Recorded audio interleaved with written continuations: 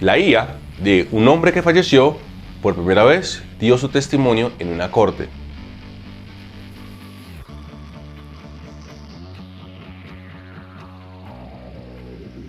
Estamos en el mundo de la inteligencia artificial y con esto no solamente nos referimos al hecho de que nos haya invadido alguna IA como en el caso de Terminator, sino en que cada día vemos nuevos usos para la inteligencia artificial que no solo nos sorprenden, sino que establecen básicamente qué es lo que podemos esperar de el futuro cuando sus aplicaciones vayan más allá de lo que habíamos anticipado o llegado a planear. Y este fue el caso de un tribunal que por primera vez aceptó el testimonio de un hombre que había fallecido y que fue resucitado, por así decirlo, utilizando inteligencia artificial.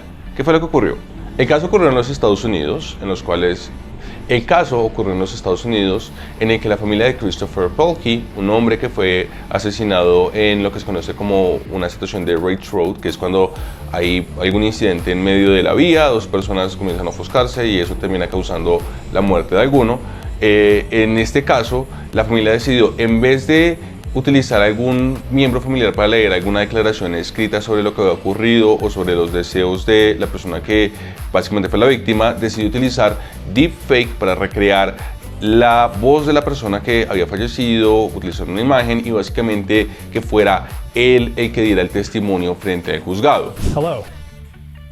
Just to be clear for everyone seeing this, I am a version of Chris Pelkey recreated through AI that uses my picture and my voice profile. I was able to be digitally regenerated to share with you today. But here is insight into who I actually was in real life. Take a look. All right, I'm Chris Pelkey. I served with the United States Army in the infantry. From upstate New York. El video utilizó obviamente una recopilación de información y audios de la víctima para poder intentar recrear su voz y la cadencia en la cual hablaba, así como utilizó tecnología de deepfake para intentar recrear el rostro de la persona dentro de una imagen estática. La imagen, por supuesto, no muestra ningún tipo de detalle particular, pero lo interesante del caso no es tanto el hecho de que sea una imagen extremadamente realista de la persona que se intentaba básicamente recrear, sino el hecho de que se haya utilizado un deepfake como un recurso para básicamente intentar ganar un caso o intentar darle más fuerza a los recursos, en este caso a la defensa. Y eso es importante porque el uso del deepfake no fue simplemente algún tipo de treta para poder generar más visibilidad de caso. De acuerdo con la familia, la razón por la cual ellos creyeron que lo mejor era poner a este deepfake a entregar el testimonio era porque sentían que entregar las palabras de la víctima desde su propia voz le iba a dar una mayor potencia al caso, iba a ayudar a generar más empatía por lo que estaba ocurriendo. Y para ser honestos, se puede entender esta lógica. No es lo mismo escuchar la voz o el testimonio por parte de alguna de las personas que hace parte de la familia que escuchar lo de la voz de la persona que terminó falleciendo en este tipo de acciones.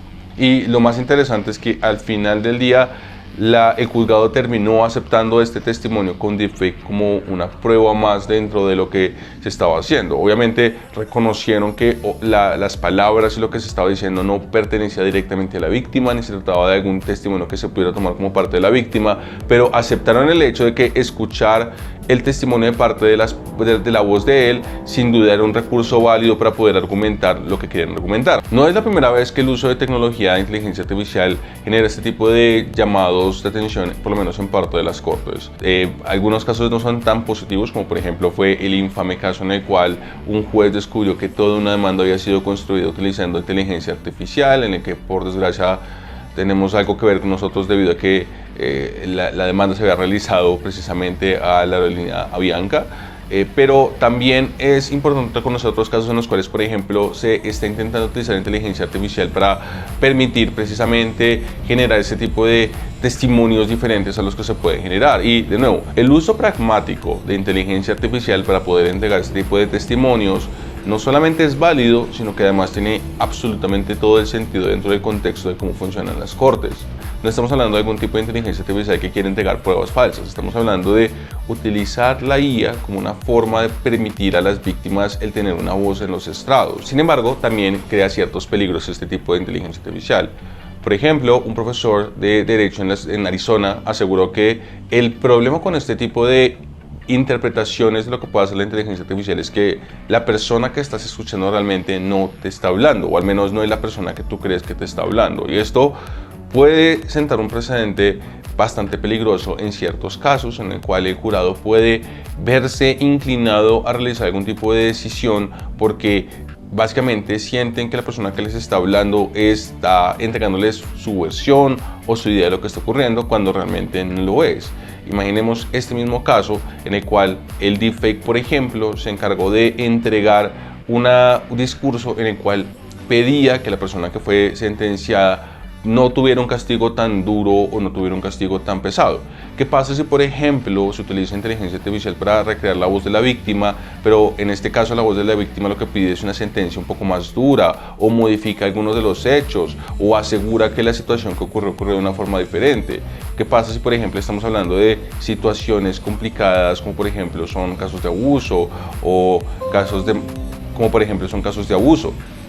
El tono de la voz y el hecho de que tú puedas escuchar esto desde la voz de las víctimas, incluso si ellos jamás llegaron a decirlo, puede sin duda terminar afectando la decisión de parte de los jueces. Y en cierta forma es una manera de hacer trampa porque lo que estás apelando es a crear esta versión ficcionalizada de la persona que va a entregar una versión que no es real, con unas palabras que quizás pudieron haber sido las de ella, pero que no lo son al final del día.